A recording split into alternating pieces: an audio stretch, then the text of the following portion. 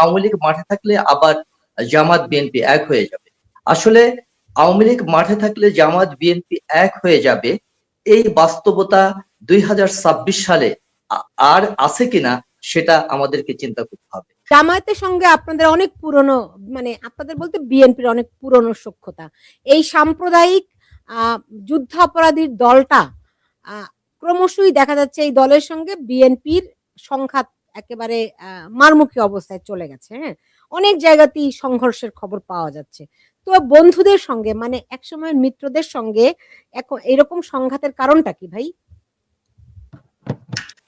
ধন্যবাদ আপনাকে এবং সেই সাথে জিয়া ভাইকেও আমি ধন্যবাদ জানাচ্ছি আজকের এই আয়োজনে আমাকে রাখার জন্য। আপনার সাবজেক্ট আজকে ছিল যে জামাতের মল্লযুদ্ধে খেই হারা বিএনপি। আসলে সাবজেক্টটি যদি হতো জামাতের গুপ্ত যুদ্ধে খেই হারা বাংলাদেশ, তাহলে সাবজেক্টটা আসলে খুব ভালো হতো। জামাতের সাথে আসলে বিএনপির মল্লযুদ্ধ হচ্ছে না, জামাতের সাথে কারোই মল্লযুদ্ধ হচ্ছে না। জামাত একটা গুপ্ত যুদ্ধ করছে এবং একটা গুপ্ত সংগঠন হিসেবে আত্মপ্রকাশ করে সে তার যে চরিত্র, তার যে আসল চরিত্র সেটা জাতির সম্মুখে উন্মোচন করছে। কারণ জামাত বিএনপির সাথে কিভাবে মল্লযুদ্ধ করবে? বিএনপি একটি বৃহৎ রাজনৈতিক দল, যে জামাত চলছে এখন প্রোপাগান্ডা দিয়ে, মিথ্যা বয়ান দিয়ে, ধর্মের কার্ড ব্যবহার করে, ভেস্তের কার্ড দিয়ে। এইগুলো যারা করছে, একটি গণতান্ত্রিক দল যারা 1991, 96, 2001-এ এসে ক্ষমতা ছিল এবং বিপুল জনসংখ্যা, বিপুল জনগোষ্ঠীর মাঝে যাদের অবস্থান, তারা আসলে এই দলটিকে একটা গুপ্ত দল হিসেবে মনে করছে এই মুহূর্তে এবং তাদেরকে কখনোই একটা সঠিক পথের রাজনৈতিক দল হিসেবে বিবেচনা করছে না। এখানে জিয়া ভাই দুইটি কথা বলেছে যে আওয়ামী লীগ মাঠে থাকলে আবার জামাত বিএনপি এক হয়ে যাবে। আসলে আওয়ামী লীগ মাঠে থাকলে জামাত বিএনপি এক হয়ে যাবে, এই বাস্তবতা 2026 সালে আর আছে কিনা সেটা আমাদেরকে চিন্তা করতে হবে। বিএনপি বাংলাদেশের এমন একটি দল যে দলটি 1971 সালকে ধারণ করে, লালন করে, পালন করে, মুক্তিযুদ্ধকে, স্বাধীনতার সার্বভৌমত্বকে একই সাথে ধারণ, লালন, পালন করে। অন্যদিকে সে 24-কেও ধারণ করে, লালন করে। বাংলাদেশের একমাত্র দল যে দুইটি বিষয়কে লালন পালন করে গণমানুষের দল হিসেবে জনগণের মাঝে আস্থা অর্জন করেছে। অন্যদিকে জিয়া ভাই আরো একটা কথা বলেছে যে 32 নম্বর যখন ভাঙা হয়েছে তখন তারেক রহমানের নামে স্লোগান উঠেছে। আমি জিয়া ভাইকে স্মরণ করিয়ে দিতে চাই যে তাদের গুপ্ত বাহিনীর কথা, যারা ছাত্রলীগ হিসাবে, হেলমেট বাহিনী হিসাবে পরিচালিত ছিল এবং দেশের সাধারণ মানুষকে, বিএনপিকে ওই হেলমেট পরে, হোন্ডা দিয়ে হেলমেট পরে মানুষকে মারতো, ধরতো এবং সেই হেলমেট খুললে তারা ভিতরে থাকতো শিবির, কিন্তু তারা ছিল ছাত্রলীগ। সেই একই লোকরা বিএনপির উপরে গুপ্ত ভাবে এসে 32 নম্বরে এসে স্লোগান দিয়েছে বিএনপিকে জড়াবার জন্য, কিন্তু স্ট্রিক্টলি বিএনপির পক্ষ থেকে এ ধরনের বিষয়ে একদম সরাসরি নিন্দা জানানো হয়েছে এবং বিএনপি এই অসভ্য চক্রান্তের সাথে যুক্ত নয়। এই ক্ষেত্রে বিএনপির সিনিয়র যে সমস্ত নেতা আছে বাংলাদেশে, তারা কিন্তু বারবার বলেছে যে এই অপকর্মের সাথে বিএনপি জড়িত না। সুতরাং বিএনপিকে এখানে জড়ানো হচ্ছে গুপ্ত সংগঠন গঠনের তাদের কৌশলগত দিক থেকে। বিএনপি বাংলাদেশের বর্তমান প্রেক্ষাপটে বারবার চেয়েছে সকল দল মত নির্বিশেষে এই নির্বাচনে অংশগ্রহণ করুক এবং সেই সাথে বিএনপি চেয়েছে গণতান্ত্রিক ধারাবাহিকতা রক্ষার জন্য নির্বাচন অতি দ্রুত সম্পন্ন হোক। এই মুহূর্তে বাংলাদেশে যে সরকারটি পরিচালিত, সেই সরকারটি গুপ্ত সংগঠনের প্রভাবে, নিয়ন্ত্রণে পরিচালিত হচ্ছে বলে অধিকাংশ মানুষ বিশ্বাস করে। সুতরাং এমন একটি প্রেক্ষাপটে যদি মনে করা হয় বিএনপি এদের সাথে সংযুক্ত বা ভবিষ্যতে বিএনপি আবার এদেরকে নিয়ে মাঠে নামবে, আমার মনে হয় বিএনপি বুঝে গেছে মুনাফিকদের সাথে নিয়ে আসলে কার্যক্রম সম্পন্ন করা খুবই দুরূহ ব্যাপার। আরেকটি ব্যাপার হচ্ছে বিএনপি মল্লযুদ্ধে নেই, এটা এটা ভুল ধারণা। বিএনপি কি করছে? বিএনপি ভোটাধিকার, বিএনপি গণতন্ত্রের মাধ্যমে রাষ্ট্রের মালিকানা ফিরিয়ে নেওয়ার জন্য সংগ্রাম করছে, কাজ করছে এবং যুদ্ধ করছে। বিএনপি মব করছে না এবং বিএনপি কারো নামে ব্লেম দিচ্ছে না, প্রোপাগান্ডা চালাচ্ছে না। আজকে ঢাকাতে কি হলো? হাফিজ আল হাসান, আমি জানি না আপনি মুখস্থ বলতেছেন কিনা, কিন্তু আপনি যে বলতেছেন যে বিএনপি মব করছে না, মব করলো কারা? সব মব তো বিএনপি করলো। কোথায় কোথায় বিএনপি মব করেছে আমাকে যদি করেন স্পষ্ট নাই। আমি বলেন। যদি এখন একদম টস করে হ্যাঁ, বলি, সেটা হচ্ছে গিয়ে সাবেক সিইসি কে যে মব করা হলো, ওটা কে করলো? বিএনপি করলো।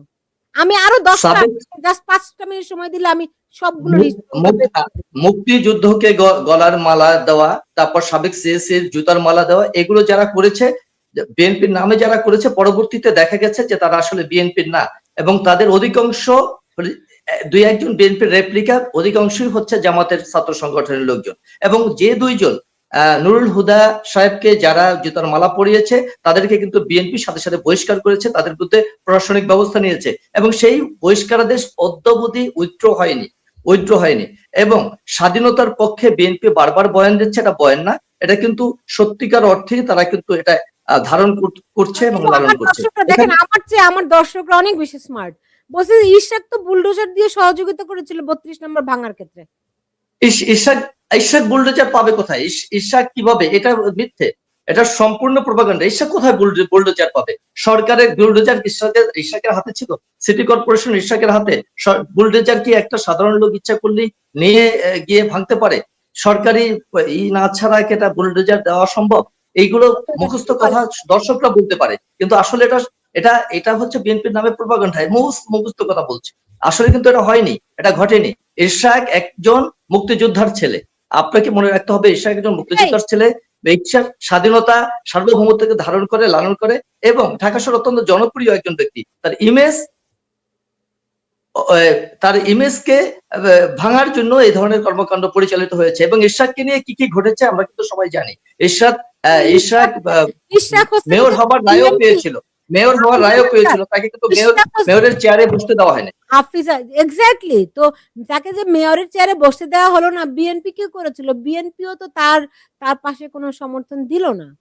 বিএনপি তো তার বিএনপির, পানি আমরা মেখেছে। আমরা যদি নিরপেক্ষ দৃষ্টিতে রাজনৈতিক বিশ্লেষক হিসাবে এটা বিশ্লেষণ করি, তাহলে আমাকে বলতেই হবে বিএনপির রাজনৈতিক ক্যারিয়ারের সবচেয়ে বড় ভুল হচ্ছে, ইশরাক যখন আন্দোলন করেছে, ওই আন্দোলনে যখন টালমাটাল হয়ে প্রধান উপদেষ্টা পদত্যাগ করতে চেয়েছে, বিএনপির উচিত ছিল ওই আন্দোলনকে ত্বরান্বিত করা, প্রধান উপদেষ্টাকে পদচ্যুত করবার ক্ষেত্রে তাদের অ্যাগ্রেসিভ ভূমিকা পালন করা, তাহলে বাংলাদেশের রাজনীতি অন্য ধারায় চলতো। কিন্তু সেটা বিএনপি না করে, বিএনপির নমনীয়তার কারণে বিএনপি এখন অনেকটা হোঁচট খাচ্ছে বিভিন্ন জায়গাতে।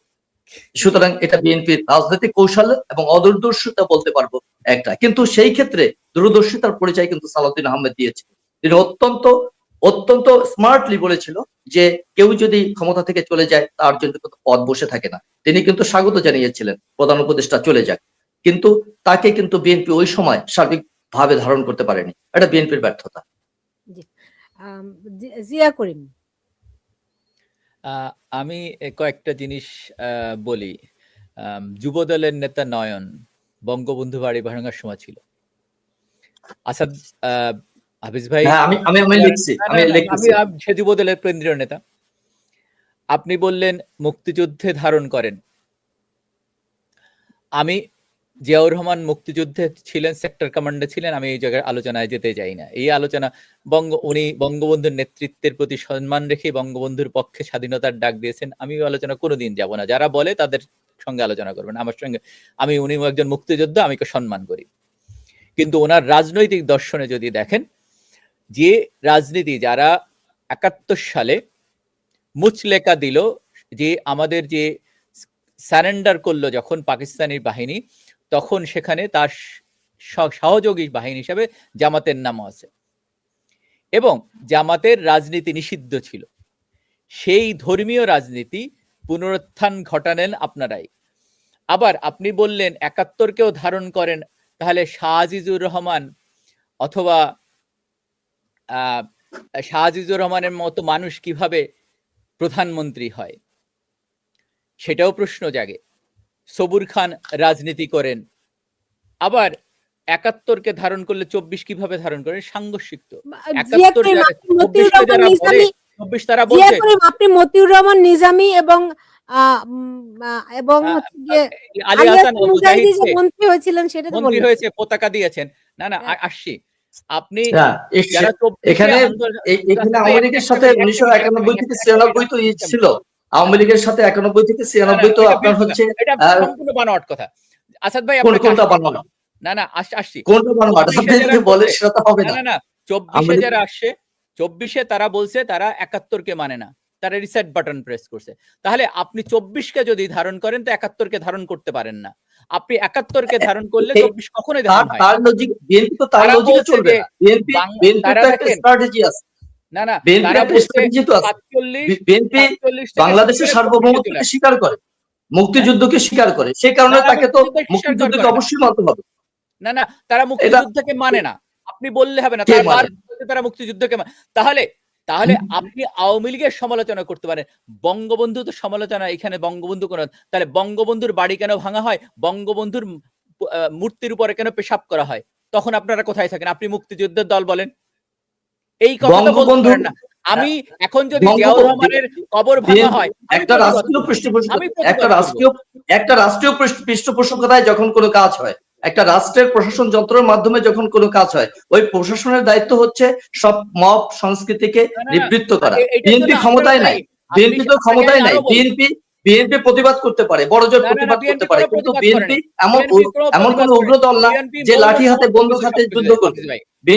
বিএনপি তো কোনো লাঠি বন্দুকধারী আপনি দল এটা না, বললে হবে না। সে তো এটা করতে আপনাকে পারে না। আরো জিনিস বিএনপি আসছি। প্রতিবাদ করেছে কিনা? আমি বিএনপি শেষ করে প্রতিবাদ তারপরে করেছে আপনি কিনা? এবং বলেন। বিএনপির শীর্ষ নেতা তারেক রহমান বঙ্গবন্ধুকে নিয়ে, শেখ হাসিনাকে নিয়ে কোনো উদ্ভট কোনো কথা বলেছে কিনা? আমি বেগম আসি। খালেদা জিয়া উনি বলেছে বলেন কিনা? নাই। সেই উনি জিনিসগুলো বলেন নাই। দেখতে কিন্তু হবে। হাফিজ ভাই আমাকে বলতে দেন, আমার শেষ করতে দেন। জি, আপনি যে কথাটা জি। বললেন, আপনার সঙ্গে আমি একমত না। কারণ কি? বেগম জিয়ার জানাজার সময় তারেক রহমান যে বক্তব্য দিয়েছেন একজন সন্তান হিসেবে আমি সাধুবাদ জানাই। ভালো কাজ করেছেন এবং আমি আল্লাহর কাছে দোয়া করি তার যিনি মারা গেছেন আল্লাহ ওনাকে জান্নাতবাসী করুন। কিন্তু ওনার বক্তব্যটা যখন নজরুল ইসলাম খানকে দিয়ে বলালেন, সেখানে কার কথা বলেছিলেন? আপনি কি একটু বলবেন দয়া করে? সুতরাং একটা আপনি রাজনৈতিক নিজে বললেন না, আপনি অন্য আমি ওনার জায়গায় হলে, আমি যদি আমার মা মারা যেত, আমি যদি ওই জায়গায় থাকতাম, আমি ওনাকে থামাই দিতাম যে এইখানে এই কথা বলতে পারেন না।